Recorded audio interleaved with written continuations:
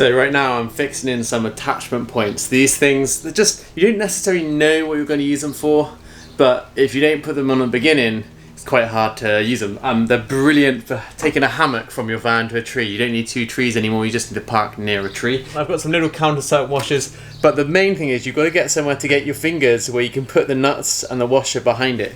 And I'm just putting basically the nut and the washer, because they can take quite a lot of strain. I think these are rated to 800 kilos or something. So I just put a little washer, a little nut, and fiddle them in behind and do it up super tight with a drill. And then they'll be super strong. Before I put some in here, so you could drill bigger holes and get your fingers in, but I don't know if I really need any mid ones. This one here was like a real pain, because all you had is just 2 finger space. It's very difficult, but they're on. I hope you enjoyed that video. We work really hard to make these videos and we really appreciate that you helped us by supporting the content that we make.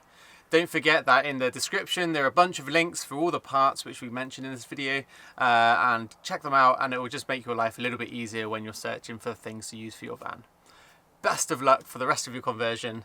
I can't wait to see you guys on the road.